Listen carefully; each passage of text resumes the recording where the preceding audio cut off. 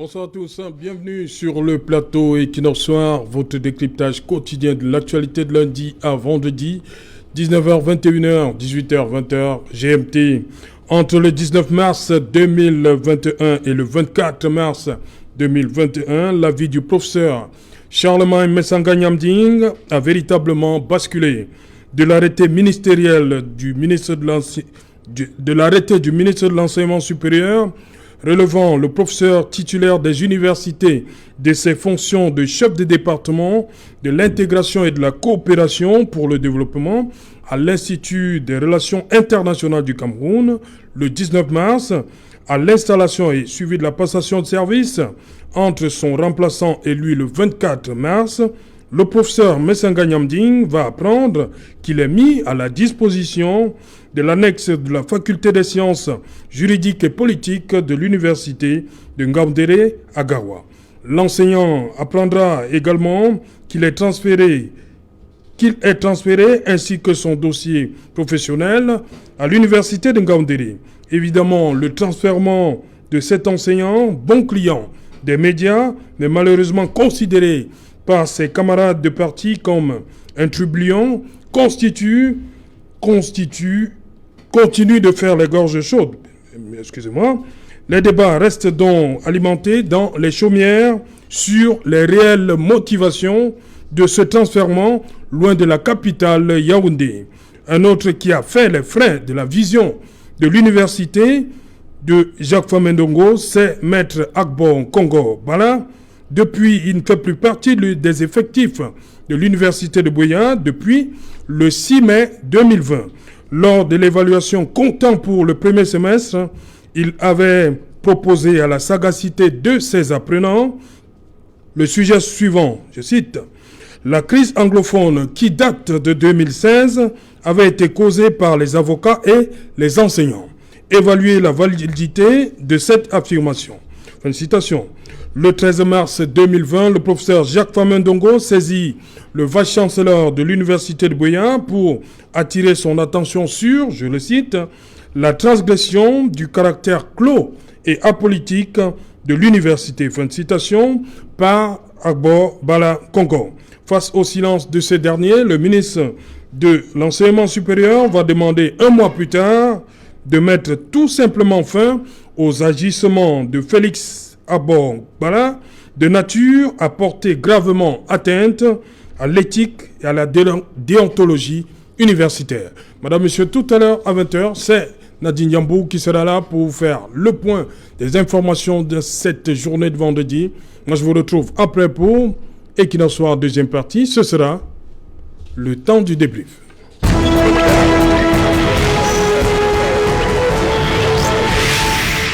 Politisation des universités, faut-il s'en inquiéter? Pour en parler, nous avons invité un plateau ce soir, Eric Yambi. Bonsoir Eric. Bonsoir aux copanélistes et bonsoir également aux millions de téléspectatrices et téléspectateurs qui vous suivent en ce moment. À côté de vous, Jonathan Batenguene, bonsoir. Bonsoir Serge Alain, bonsoir à tous les habitants de la capitale économique, bonsoir à tout le Cameroun, particulièrement bonsoir à un enseignant qui est très proche, Monsieur Jean-Didier Vindi, qui est également un ami, et à sa petite famille. Voilà. Dr. Marc-Anthony Akumbo, you're welcome. Thank you very much, Serge Alain, and I want to say good evening to all our panelists and to the fellow viewers of this wonderful TV station. And also I want to greet my younger brother, Gambom, Hosea, and my wife and kids, and to many Cameroonians watching at this particular hour. Dr. Luzon Isomba, bonsoir, bienvenue. Bonsoir Serge Alain, bonsoir à tous vos nombreux téléspectateurs. Permettez-moi de saluer toutes les commerçantes du marché de Deido qui ont, mercredi dernier, installé le fan club Dr. Luzon Isomba et qui nous soient. Ils ne font que les commerçantes? Oui, les commerçantes. J'ai eu un accueil à la dimension d'un président de la République. Je vous assure, j'ai été particulièrement touché. Vous avez déclaré cette manifestation? Non, pas du tout. C'est-à-dire qu'elles ont vu l'émission dimanche avec vous et la présidente de ce marché a décidé, la commerçante qui est présidente de ce marché, a décidé de m'inviter. Oui. Madame Tekle Ndjonkou Denis, son épouse donc, qui est présidente, a dit bon, on va accueillir le docteur Luisan Essomba. Ok. À mon arrivée là-bas, c'était toute une fête, donc je salue toutes ces femmes et tous ces commerçants qui ont apprécié ce que je fais à l'émission Dimanche avec vous. On comprend maintenant, donc ce que vous faites vos courses là-bas, vous ne payez, vous sortez pas un seul radis, c'est ça? Non, je n'y vais même pas, je ne vais pas de ce côté-là que je fais mes courses. Et sans oublier Nassi Singapour, du côté des Philippines aussi. Oui. Un autre fan club est en train de se positionner de ce côté. Merci. Merci. Docteur Luisan Essomba, je vous attaque sur deux fronts. D'abord, le premier, l'article 2 de cet arrêté du ministre d'État, ministre de la fonction publique, qui mettait à la disposition de l'université de l'ANEX, l'université de Ngaoundéré, le professeur Pascal Charlemagne Messangani. Vous allez nous dire qu'est-ce que ça veut dire concrètement. Article 2, la mise à disposition visée à l'article 1er ci-dessus importe transfert de l'intéressé et de son dossier professionnel à l'université de Ngaoundéré. En français facile. En français très facile, et je reste là sur la dimension technique. Il faut indiquer aux Camerounais que le corps de l'enseignement supérieur est un corps hiérarchisé. Au-delà de cette hiérarchie, l'enseignant est un fonctionnaire à part entière. Et il faut indiquer également que quand vous êtes recruté à une université, un peu comme moi, Dr Luisan Essomba, je suis recruté à l'université de Douala, s'il faille que je sollicite aller à une autre université que celle de Douala, je le fais à ma demande. C'est-à-dire, j'écris au ministre de l'Enseignement supérieur pour lui dire, monsieur le ministre de l'Enseignement supérieur, peut-être pour des raisons familiales, pour les besoins de regroupement de la famille ou bien pour les besoins de santé, je souhaite être transféré à l'université de Yaoundé de Soie. Voilà la première hypothèse. Maintenant, l'autre hypothèse qui peut m'amener à l'université de Yaoundé de Soie, c'est sur la base d'une nomination. C'est-à-dire, le docteur Essomba est nommé chef de service, DAF, ainsi de suite. Il quitte donc de l'université de Douala pour l'université de Yaoundé de Soie sur la base d'une nomination. Et pour le cas de l'espèce? Maintenant, pour le cas d'espèce, il faut avouer que partout où le besoin se fait sentir, le ministre de l'Enseignement supérieur peut donc transférer un enseignant, c'est-à-dire que de son université d'origine à une autre université. Et effectivement, c'est sur le plan technique l'argument qu'a utilisé le ministre d'État, ministre de l'Enseignement supérieur, pour donc transférer Messanga Nyamding, le professeur titulaire Messanga Nyamding, de l'université de Yaoundé 2, soit à l'université de Ngaoundéré vers l'annexe de Garoua. Et cela veut donc dire quoi, Serge Alontou? Cela repose tout strictement sur les besoins du service. Voilà comment interpréter cette note. Et maintenant, le professeur Messanga Nyamding est libre. S'il veut, il peut prendre le poste, et c'est le conseil que je lui ai donné en tant que petit frère, en tant que le petit docteur, j'ai conseillé à l'aîné d'aller prendre le poste parce que le ministre de l'Enseignement supérieur a estimé qu'il y avait peut-être certainement une nécessité de service à Garoua ou à Ngaoundéré. Subitement, comme ça? Subitement. Peut-être, on va y revenir sur des aspects politiques sur lesquels je ne voulais vraiment pas entrer. Maintenant, il est aussi libre, s'il estime qu'il s'agit d'un transfèrement, c'est-à-dire que fondé sur une sanction déguisée, il a donc la possibilité, puisque nous sommes dans un état de droit, d'engager les différentes voies de recours. C'est un publiciste, je ne lui enseigne rien, il est professeur titulaire, il connaît quelles sont les voies de recours qu'il faut engager pour justement être restauré dans ses droits. S'il estime que c'est un transfèrement qui débouche sur une sanction disciplinaire déguisée, il a donc cette possibilité, justement, de refuser, ou du moins pas de refuser, d'engager des voies de recours en saisissant d'abord le ministre de l'Enseignement supérieur, auteur de l'acte. Si le ministre conserve 3 mois sans lui répondre, on appelle ça un rejet implicite, ou bien s'il lui répond, mais de manière négative, ça s'appelle un rejet explicite, et après les 3 mois, le procès Messanga Nyamding est donc en droit de saisir le juge administratif pour demander l'annulation de son transfèrement. Et rester à l'IRIC. Voilà, et de rester à l'IRIC. Ok. Quelqu'un a une réaction avant, peut-être pour ajouter sur cette question? Non, just go ahead. Ok. Bon, je reste encore avec vous, Dr Luisan Essomba. Vous avez eu cours aujourd'hui? Oui, j'ai eu cours. Je sors d'un cours intitulé « Les institutions administratives et la décentralisation au Cameroun ». Ok, ça c'est bien, Dr Luisan Essomba. Comment se vit la politique dans nos universités. Serge, la question que vous posez est-ce que le milieu universitaire est politisé? Oui, la question que vous posez mérite justement d'engager une approche critique, une approche prospective en vue de la refondation de notre université. Effectivement, on ne peut pas parler d'université sans parler de politique. Oui. Parce qu'en réalité, l'une des fonctions, ou du moins parmi les différentes fonctions de l'université, il y a la fonction scientifique, pédagogique, sociale, la fonction de communication, mais aussi la fonction politique. Parce que vous savez que c'est au sein de l'université que se conçoivent les idéologies de l'appareil même de l'État et surtout de la formation des sociétés telles que les sociétés civiles. Et vous savez que l'élite politique est formée au sein de l'université. Donc l'université ne peut avoir qu'un caractère politique dans ses missions aujourd'hui qu'on peut considérer comme les missions contemporaines. Regardez, à partir même d'abord du processus de la gestion des carrières, on voit déjà la politisation, puisque c'est le président de la République qui nomme le recteur, il nomme les doyens, les chefs d'établissement. C'est déjà politique, cette nomination. Pourtant, ailleurs au Bénin, les recteurs, par exemple, sont élus par les enseignants et par les étudiants. Vous voyez que la politisation semble être apaisée aujourd'hui dans certains pays où on estime que tout ne peut plus partir du président de la République et revenir vers le président de la République. Donc il faut davantage apaiser. Et maintenant, le dernier problème que vous posez, c'est que qu'il faille relever ceci. L'universitaire ou l'enseignant-chercheur fait front à 3 problèmes. Le problème de la rémunération, les problèmes de conditions de vie et surtout dans l'exercice de nos libertés académiques. Par exemple, l'affaire Abobala, c'est une question d'exercice de nos libertés académiques. Oui, on va revenir. Voilà. D'abord, Eric Yombi, le ministre, je me souviens bien, on était encore lycée à l'époque, le ministre de l'enseignement supérieur à l'époque, Titus Sedjoua, je crois que c'est lui qui a cette... quand le ministre, le professeur... Famendongo dit la transgression du caractère clos et apolitique de l'université. Il reprend là le professeur Titus Sedjoua à l'époque, et c'est le Agbo Tabi, qui était le recteur de l'université de Yaoundé 1.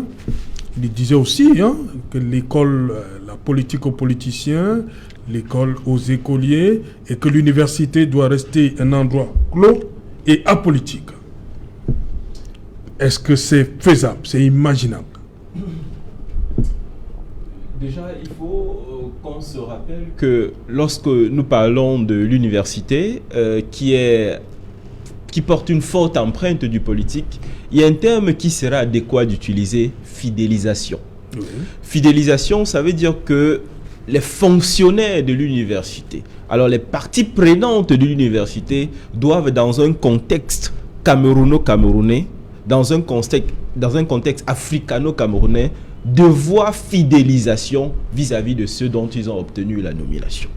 Pour être suffisamment pratique et structuré, je vais prendre le cas simple du professeur Charles Mesanga Nyamdi. Oui. Avant de commencer à dire quoi que ce soit, il y a une variante qui est très importante dans l'analyse de l'objet Mesanga Nyamdi. Le professeur Jacques Famendongo est un haut responsable de la communication au sein du RDPC. Et je pense que c'est lui qui avait demandé aux différents communicants du RDPC de ne plus se retrouver sur les plateaux. En français facile, ça voudrait dire que le professeur Mesanga Nyamdi a été irrévérencieux. Oui. Il a été irrévérencieux à l'égard de son camarade politique qui est en même temps ministre de l'enseignement supérieur. Ça veut dire qu'entre les deux hommes, il y a déjà un contentieux qui s'est créé. Et il y a un autre élément très important concernant le RDPC, c'est la question de la réforme du RDPC.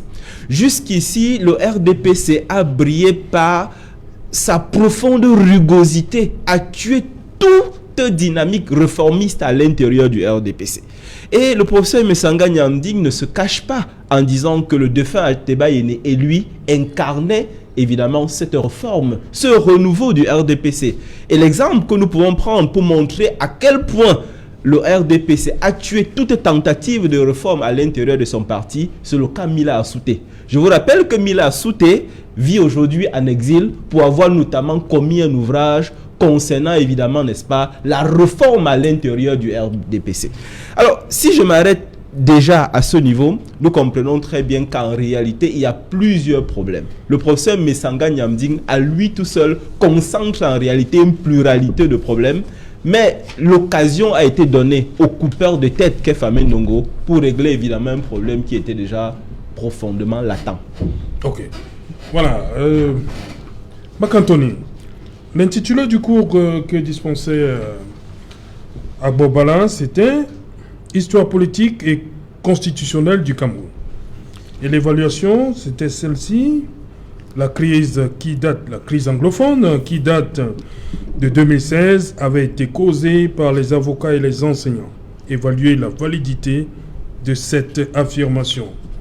Pour le professeur Jacques Famé Ndongo, ministre de l'Enseignement supérieur, il y a eu transgression du caractère clos et apolitique de l'université. Pour quelqu'un qui a subi cette crise comme Agbo Bala. Going back to that particular issue, when you look at that communique that was, I should call it a communique, that the Minister of Higher Education actually released, you get to feel at times that there is a lot of politics that is being involved in the whole issue, because he is a lecturer on political history, and being a lecturer on political history means that he could bring issues that were so alive in the landscape of Cameroon. And being one of those individuals who was actually, let me use the word, an agent, or maybe say he was one of those who was in the field when it comes to that. And being a lecturer in the University of Buea, I don't see any reason why he should not bring a question like that. Is Cameroon not undergoing a political situation? It is. And so it was just a normal thing for him. I don't think he went out of the norms of the institution itself. But I want to also look at it like, considering the fact that Agbo Bala was one of those persons who was sitting, I think, in the consortium with the Minister of Higher Education in Bamenda, I should say that,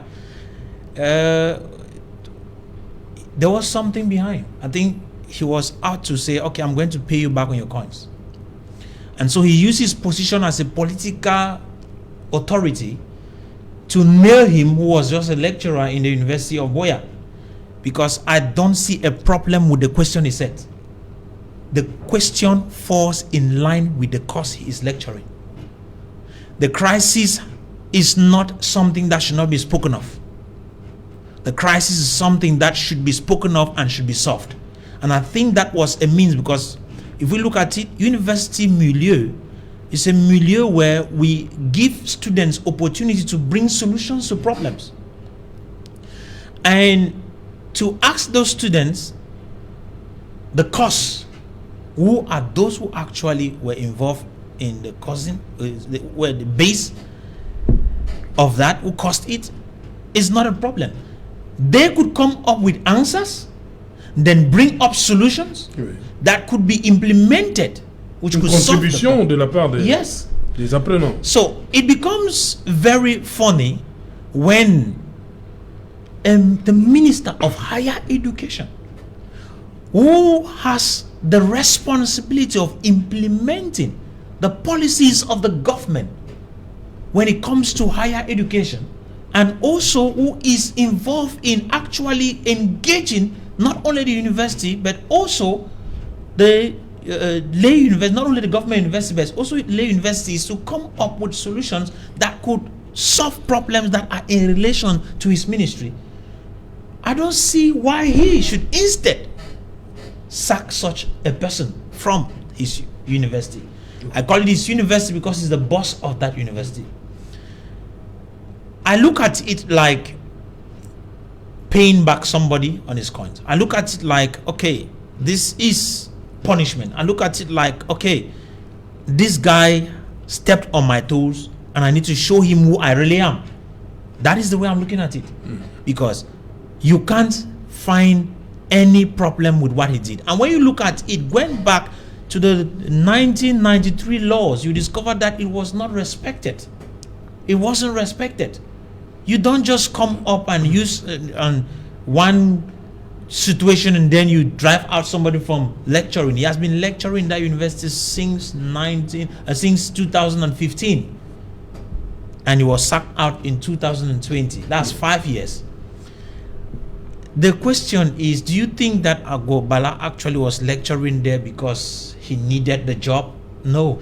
He was already a lawyer. Yes. In he's part of the bar of Cameroon. Yes. And Cameroon bar, already having a job that he believes that was feeding him. He has worked with international organizations, and that gave him experience enough. Because at times, when I read the communique, I saw some very funny reasons why they thought he should not be a lecturer. Some claim that the person who even wrote it claimed that he is not qualified to be a lecturer.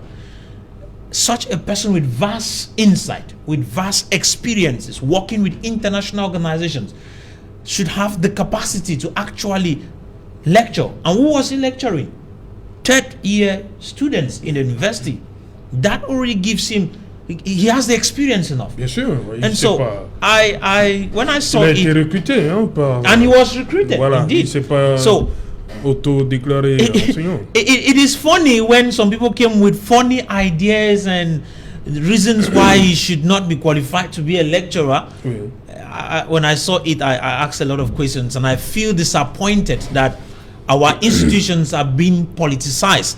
I know Dr. Esomba actually said that our institutions are already practically political, but I want to say our institutions are supposed to remain neutral when it comes to politics. It is true that we have the minister, he's nominated. We have the vice chancellor, he's nominated, and all those persons that are nominated. But that does not mean that they are supposed to be political. They are supposed to remain apolitical to actually make the university environment a place for everybody. And when that happens, we use universities to train future politicians, but the institution itself is not supposed to be political. Okay. This institution receives people from every background, so it is not supposed to be political. So when we politicize institutions, already we are creating a situation which is going to actually backfire in the future. Ok. Voilà, Jonathan Batengene, comment comprendre, on a vu des recteurs dans les meetings du RDPC, qu'on vient de nous dire que transgression du caractère clos et caractère apolitique de l'université. Comment comprendre ça? D'abord, c'est bien parce qu'une fois on discutait, je crois que c'est sur ce même plateau, on parlait de la diaspora. Et j'avais évoqué le fait que la construction de notre système universitaire s'est faite sur des bases historiques où il y avait une discrimination en faveur de ceux qui étaient pro-establishment. Et c'est le moment de réitérer cet argument en complétant avec la structuration de l'université. Souvenez-vous que la construction de notre élite, qu'elle soit intellectuelle ou bien même administrative, s'est faite sur la base de l'adhésion ou bien de l'assujettissement au projet néocolonial. Donc, tous ceux qui étaient favorables à la continuité coloniale de la France avaient la bénédiction d'intégrer l'administration. Et ces personnes qui ont intégré cette administration ont pris le devoir sur eux de par le même processus coopter dans l'élite intellectuelle ceux qui allaient leur faire allégeance. Donc le système a été produit et en 1961, la grande adhésion de l'élite intellectuelle à travers ce qu'on a appelé la camerounisation des cadres a commencé. On a eu le ministre William Eteke Mboumoua qui était la première grande élite intellectuelle à intégrer le gouvernement en tant que ministre de l'éducation. C'est 1961. 1965, le processus est accompli. On entre donc dans le parti unifié, devenu parti unique dès 1966, c'est-à-dire l'Union nationale du Cameroun. Et prenez les statuts de l'Union nationale du Cameroun. Thèse 14. Qu'est-ce qui est dit à l'intérieur? À la thèse 14, il est dit que tout sera fait pour l'unité nationale. Ça veut dire que l'idéologie qui devient prévalente ici, c'est la question de l'unité nationale. aucune autre institution, aucune corporation ne peut se prévaloir de défendre ses intérêts tant que cet intérêt menace la question qu'ils appellent l'unité nationale. Le parti unifié devenu parti unique va donc prendre sur lui de structurer la scène politique et même la scène administrative. C'est ainsi que les intellectuels vont être inféodés au parti unique et ces intellectuels doivent prêter allégeance au parti unique et unifié devenir parti unique pour avoir une place dans l'administration. Le RDPC étant donc une excroissance ou du moins un héritage de l'UNC, la pratique va être perpétuée par les élites qui représentent aujourd'hui le RDPC. Et ce à quoi on assiste, Eric a tout à l'heure touché le problème du doigt. C'est qu'on a l'aile réformatrice du RDPC qui a trouvé un représentant illustre en la personne du professeur Charlemagne Messanga Nyamdi, qui se retrouve dans les postures, on va dire comme ça, athébaïniennes, qui sont des postures très iconoclastes, qui rompent avec ce système que je viens de décrire et qui proposent, je pense, c'est humblement que je le dis, qui propose une vision populaire d'un RDPC qui rejoint les aspirations du peuple camerounais. Et ça n'arrange pas l'aristocratie qui s'est constituée au sommet. C'est une aristocratie qui est très intellectuelle. Parce que regardez que ce soit à la présidence de la République ou dans les ministères, c'est rien que les intellectuels qui s'y retrouvent. Ou du moins la majorité. Vous regardez, c'est le niveau au moins master qui côtoie la haute élite. Donc, c'est les intellectuels. Et cette élite intellectuelle supporte mal que quelqu'un qui est issu de ces rangs devienne une sorte d'individu subversif. Comment donc est-ce qu'il le traite? Il le traite justement comme le subversif qui se présente et il lui inflige les sanctions propres aux subversifs. Mais dans le cas d'espèce, il y a une lecture qu'on devrait éviter. C'est de voir le Nord, le Septentrion, comme étant un élément de sanction. Comment faire pour ne pas voir ça comme ça? Pourquoi? Parce que le Cameroun étant un pays uni, un pays divers, le Septentrion fait partie de la diversité du Cameroun. Le Septentrion reste dans l'espace du Cameroun. Et tout Camerounais qui est prêt à servir son État et qui est surtout dans la fonction publique devrait d'abord ressentir de la joie à aller servir quelque part où il sent qu'il n'y a pas les compétences. Donc de ce point de vue-là, le professeur Charlemagne ne devrait pas prendre cela comme une sanction. Mais on ne peut pas perdre de vue que la lecture politique qui est attribuée à ce genre d'action soit d'abord que c'est une manière de sanctionner l'individu. On va t'éloigner du centre administratif, on va t'éloigner des institutions qui te servent de tremplin, entre autres l'institution médiatique, qui est facilement atteignable depuis Yaoundé, mais qui sera difficilement atteignable depuis le Nord. Donc, il y a l'idée d'une sanction, mais c'est une vision même négative de la part des personnes, parce que c'est introduit une perception négative du Nord. C'est-à-dire ceux qui ont posé l'acte. Tout à fait. Parce que la construction de la sanction dans l'imagerie populaire, c'est de ça que ça participe. Et ceux qui ont posé l'acte ne mesurent pas qu'ils viennent d'introduire dans l'imaginaire populaire, ou bien confirmer dans l'imaginaire populaire, l'idée suivant laquelle le Nord, affecté en fonctionnaire au Nord, reste une sanction. Alors que ça n'en est pas une, dans les faits. C'est simplement aller servir le pays dans une zone qui est entièrement une zone demanderesse des compétences de ses fils. Okay. Maintenant, la lecture donc de la politisation, telle qu'on est en train de laver, si l'université a déjà été politisée dès le départ, ce n'est pas aujourd'hui que cette politisation devrait poser problème. Ce qui inquiète, c'est de voir qu'au sein même de l'élite intellectuelle du RDPC, il y a désormais une fracture entre les réformistes qu'on peut qualifier de progressistes et les conservateurs qui entendent rester le noyau dur du RDPC. C'est ce groupe de conservateurs qui aujourd'hui est en train de faire sa loi, et avec le départ d'Ateba Yene, qui est un départ tragique, dans l'imagerie populaire, il y a comme une idée qui commence à transpirer, c'est que le RDPC, et Eric l'a dit, le RDPC ne pourra pas faire sa propre réforme. Okay. Le RDPC est parti sur des conservatismes, et certainement ces conservatismes risquent d'être le point d'achoppement dans les prochaines années. Docteur Louison Isomba, nous avons ici deux cas, le maître Agbo Bala Congo, qui, comme je l'ai dit, depuis le 6 mai, ne fait plus partie des effectifs de l'université de Buea, mais il y a surtout le cas du professeur Pascal Charlemagne Messanga Nyamding, qui a été... Comment faire comprendre aux gens que ce n'est pas une affectation disciplinaire?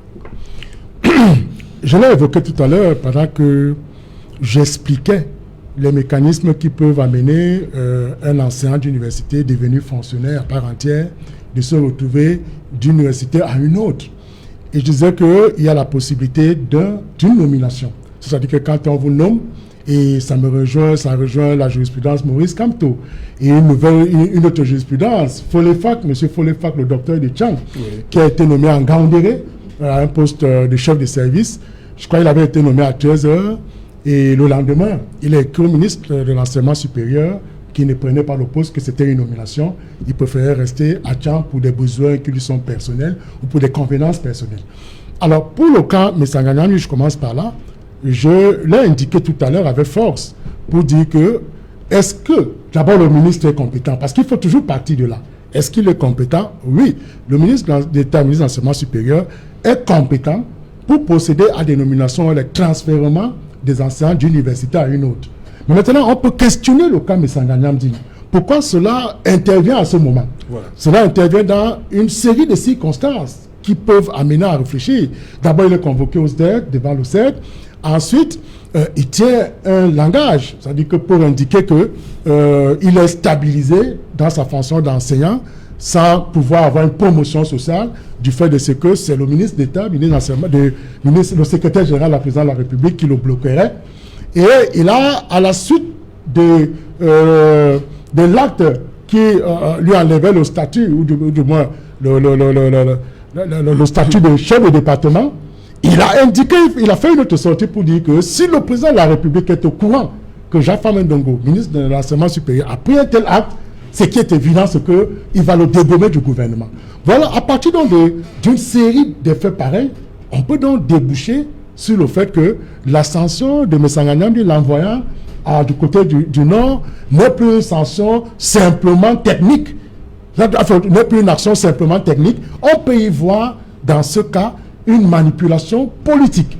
Et c'est pourquoi je disais que je ne voulais pas rentrer dans cet aspect, parce que moi, j'aime rester dans des dimensions techniques. Et la dimension technique, c'est comme je l'ai évoqué tout à l'heure, partout où le besoin se fait sentir. Et vous savez, on l'a toujours dit, la fonction appartient à l'État et le grade de fonctionnaire. Donc l'État peut vous amener partout où le besoin se fait sentir. Donc voilà ce qu'il faut expliquer aux Camerounais sur l'aspect technique. Maintenant, sur l'aspect politique, on peut rejoindre le développement que je venais de faire s'agissant de Messanga Nyamding, qui, au RDPC, est un peu considéré comme un personnage controversé. Oui. Vous voyez, on l'évoquait tout à l'heure, au regard de ses idées, au regard de sa position. Parfois, il estime être un biaïste, sans forcément être un RDPCiste, mais on se rend bien compte qu'il a le RDPC dans l'âme. Vous avez vu, et il a souvent dit, Messanga Nyamding, on n'a jamais battu le RDPC dans son bastion politique à Yabassi. De deux, on a même vu, il a fait une sortie phénoménale où il a insulté Maurice Kamto, de l'avoir vu dans une vidéo d'homosexualité. Tout ça, en réalité, pour préserver la force et l'image du parti RDPC. Donc, un peu comme le professeur Jaffa Mendongo, Messanga Nyamding a le RDPC dans son âme et même dans son esprit. Donc, au regard des éléments qui se sont enchaînés, on peut y voir une politisation de son affectation, de son transfèrement du côté d'Ngaoundéré. Maintenant, comme je l'ai indiqué, c'est un technicien du droit. S'il estime qu'il s'agit d'un transfèrement bâti sur, un transfèrement bâti sur une sanction déguisée, il a la possibilité de saisir le juge administratif qui, à mon sens, va annuler l'acte. Et maintenant, j'évoquais un cas pertinent de la situation que nous vivons aujourd'hui, le cas Agbo Bala. Vous savez, nous sommes ici dans la logique de l'exercice de nos libertés académiques. Est-ce que l'enseignant d'université est libre de proposer une épreuve aux étudiants? Je dis oui. Il est libre de proposer une épreuve, mais maintenant, il peut proposer cette épreuve sur le fondement de l'actualité. Et je pense que c'est peut-être à ce niveau-là que s'inscrit le sujet proposé par Abou Bala aux étudiants. L'intitulé du cours, c'est Histoire politique et constitutionnelle bien du entendu, Cameroun. oui, bien entendu, c'est un cours dispensé par Abou Bala. C'est un cours qui retrace l'évolution politique et constitutionnelle du Cameroun, partant depuis 1958 jusqu'à pratiquement 1996, c'est-à-dire qu'avec la constitution du 18 janvier 1996. Donc quand on fait ce cours, cela veut dire qu'on essaye de montrer aux étudiants comment les institutions se sont mutées, se sont transformées au cours de l'évolution constitutionnelle. Et en engageant justement les faits sociaux, parce qu'il n'y a pas de règle sans fait social. La règle de droit est un produit de la société. Et c'est peut-être sur cette base, techniquement, que Abou Bala a dû interroger les étudiants sur la crise anglophone. Est-elle valide, ainsi de suite. Et quand on voit qu'entre-temps, Abou Bala a stigmatisé de manière ouverte le ministre de l'Enseignement supérieur comme celui-là qui était auteur, en fait, qui aurait participé de la dégringolade, ou du moins de la radicalisation de la crise anglophone, on peut aussi, à ce moment-là, y voir une autre politisation. C'est-à-dire que le scandale du silence qui semble caractériser les enseignants d'université, parce qu'en réalité, si aujourd'hui, vous voyez toute la carrière de l'enseignant d'université aujourd'hui est pilotée par l'État, parce que quand je parle d'aujourd'hui d'université, vous savez, l'université sur la conception sociologique, c'est une institution où on produit et transmet le savoir. Tu vois, maintenant, dans sa conception juridique, c'est un établissement public doté de la personnalité juridique, assurant une mission de service public sous le contrôle de l'État. Ça veut donc dire que, tout à l'heure, on ne peut donc pas parler d'université sans parler de politisation. Je prends un autre cas. Le Conseil de l'enseignement supérieur qui s'est tenu en 1974. Il y a une résolution qui indique que les étudiants, les enseignants-chercheurs doivent faire la politique. Nous, par exemple, nous sommes à la faculté des sciences juridiques et politiques. Donc on ne peut pas dire que l'université doit être apolitique. Pas du tout. C'est-à-dire qu'aujourd'hui, je venais de vous citer les fonctions fondamentales de l'université, et il y a la fonction politique qui est insérée dedans. Donc c'est pour dire qu'on doit faire très attention. Et aussi, c'est ce qu'Anta Diop qui disait, chers enseignants d'université, si vous voulez améliorer votre statut, faites la politique. Si vous ne faites pas la politique, vous mourrez pauvre. Et c'est un peu le cas aujourd'hui. Éric Yombi, vous avez évoqué un aspect, vous avez parlé du professeur Jacques Famendongo. Est-ce que c'est l'enseignant qu'on a sanctionné ou c'est le biaïste pur? Avant de répondre à votre question, j'aimerais compléter ce que Jonathan a brillamment exposé. Et j'ai utilisé un terme avant mon propos, le terme fidélisation. Il faut qu'on soit d'accord sur le fait qu'avec les campagnes récurrentes de subversion au sein des universités au Cameroun, plus que jamais, les autorités politiques et administratives ont pris les devants en s'assurant que cette fidélisation devrait être effective. Parce que bien entendu, lorsqu'il y a des mouvements au sein de l'université, ça ne fait jamais bonne presse. Le deuxième élément, c'est évidemment la réforme de 1993. Cette réforme de 1993, évidemment, a donné l'occasion à l'autorité administrative d'avoir la mainmise sur l'université et les universitaires, notamment au sens de la nomination. Alors, ces deux éléments étant pris, on comprend aisément qu'il y a une profonde intrusion du politique dans les universités. Maintenant, pour répondre à votre question, moi je pense que c'est le biaïste, en même temps l'enseignant, qui a été sanctionné. Il faut bien comprendre que lorsqu'on assiste à une sanction... Affectation disciplinaire dans la suite? C'est une sanction. Oui. Il faut bien comprendre que lorsque le professeur Famendongo s'est arrêté, je vous ai précisé qu'il y a un élément derrière, c'est tout simplement l'affirmation de la force et de l'autorité du responsable de la communication du RDPC et en même temps le ministre de l'enseignement supérieur qui décide d'utiliser le bâton envers son camarade qui fut-il également, n'est-ce pas, enseignant d'université. Il faut bien que nous soyons là-dessus. Et maintenant, il ne faut pas prendre de manière terre à terre le fait que le professeur soit envoyé à Garoua. C'est un élément extrêmement important. En réalité, l'explication politique de cela voudrait tout simplement dire qu'aujourd'hui, nous assistons à la prise du pouvoir définitive par les caciques du RDPC et qu'ils ont décidé de punir à la dernière énergie toutes les voix dissonantes qui n'iraient pas dans le sens qu'eux, ils aimeraient bien. C'est de ça dont il est question. Le professeur Messanga Nyamding est la dernière voix discordante, la dernière voix réformiste connue et incontrôlée à l'intérieur du RDPC. À partir du moment où on tue cette voix, en réalité, on tue le mouvement réformiste à l'intérieur du RDPC. Et que reste-t-il? Un RDPC des caciques totalement incarné par les personnes que nous voyons aujourd'hui. C'est de ça dont il est question. Et c'est un message suffisamment fort pour ceux qui viendraient de nulle part, penseraient que c'est pour eux le moment, n'est-ce pas, de prendre le pouvoir parce qu'en réalité, le père du renouveau manquerait de force, d'énergie ou alors de dynamisme. C'est de ça dont il est question. Nous sommes totalement dans les enjeux véritables de l'après-Biya. Alors, il faut bien avoir cette lecture et se dire que désormais, on a éliminé, j'ai envie de dire, un camarade politique qui bénéficiait ici d'un auditoire politique, d'un auditoire communicationnel, envie d'être quelque chose dans l'après-Biya. Et aujourd'hui, en l'envoyant là-bas, on a donc décidé de casser cette dynamique. Je reste. Eric Yombi, vous fuyez ma question? Quand on l'envoie, c'est une affectation disciplinaire. Vous-même vous dites en l'envoyant là-bas. C'est une affectation disciplinaire. Au sens où on veut tout simplement le rappeler à l'ordre. Ok, Macantoni. Okay, looking at that particular, should I use the word appointment? One will, in one way or the other, say it is a sanction. But as Dr. rightly said, Dr. Sumbasait said, I think it is but normal that he should be appointed to anywhere in the country. Oui. Because if we are talking of Cameroon and talking of universities, his services are needed anywhere in in any university where he's appointed, he is supposed to take service.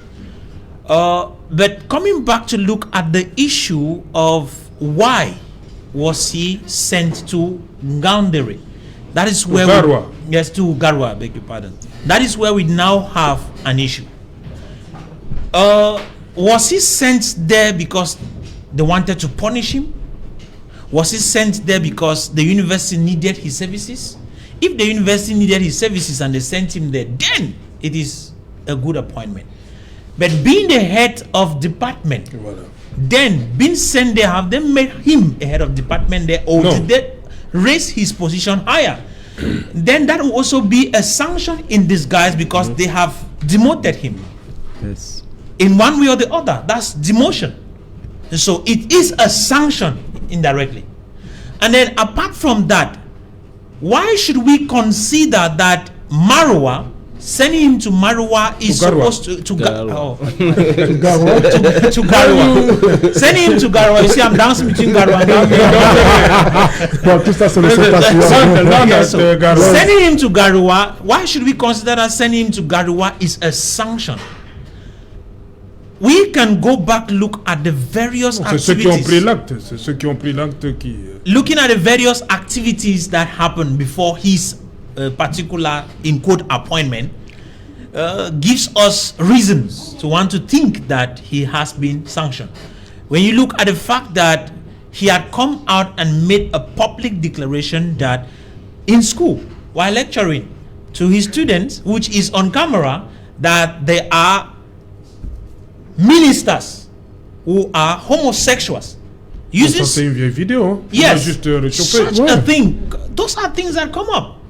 You go look at that. Then you look at issues like, okay, he says he questions the reason why he has not been promoted. You look at that, you want to go back into it, you look at the reason, he points a finger to the Secretary General at the presidency. He points a finger. That already is like stepping on toes.